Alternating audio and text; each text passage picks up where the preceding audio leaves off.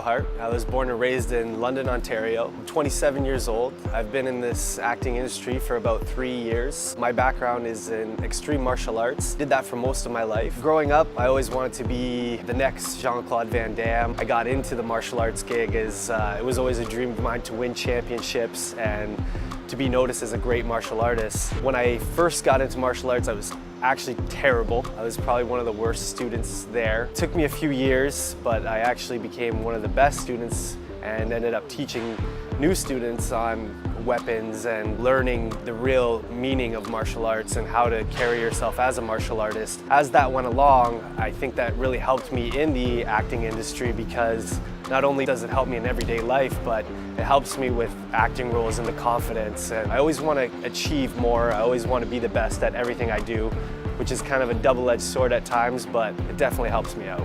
What inspired me to get into martial arts as a kid was definitely the Jean-Claude Van Damme Bloodsport movie. When I watched that, I was mesmerized by him. So when I went into martial arts, I was thinking, wow, like I have to work hard to get to that point. That was a big motivation for me to try and get to the championships that I did achieve in later days, was to try and go that extra mile and be the best that I can be, because there's no limit to how good you can be. What inspired me to get into acting was the fact that I could be someone else and really take on different personality. Especially growing up, I was very into being a character, very wild, very out there. My acting career progressed and took off, I guess you could say, is when I did a short film with Daniel Torres named Gestures. It was a very fun role for me. I got to play someone that was very close to my heart. The character that I play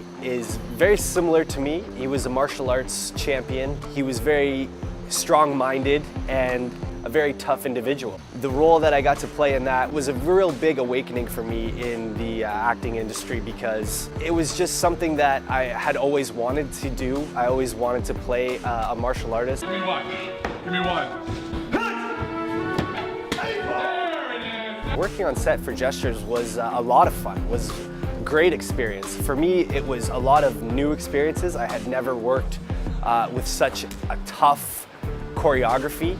Working with another person, a friend of mine, Kevin Ginty, who is a bodybuilder, and he's a very big, tough individual, so I really had to make it look like I could beat him, which is a very big task for anyone. But working on set was great. It was a lot of fun, a lot of work. Definitely learned that the choreography is key point in all action film. My next step in acting after that was a huge role for me, a very fun role as Porno Paul in Terry's Car Got Stolen. Now this character is complete opposite of what I thought that I was capable of. It opened up a whole bunch of doors, opened up my mind to what I can do and what I am capable of. He's a very fun-loving, crazy character with so many different things about him, different little quirks. People still want to like him because he's just such a nice person. The experience of working on a feature film was amazing. It was so much different. It was so much more work than working on a short film. I can remember working on the running scene. It was so hot out. We ran for almost 10 hours in different parts of London, Ontario. Myself and Matthew Winquest, who plays Terry in the movie, we had a connection right off the bat. The experience we had were very funny and a real good time. Some of the challenges of being Porno Paul, I had never done comedy before. We're definitely getting inside the character, becoming the wild, crazy, very outgoing person. I am an outgoing person, but not to the extent of what he is. I was very proud to take on that role.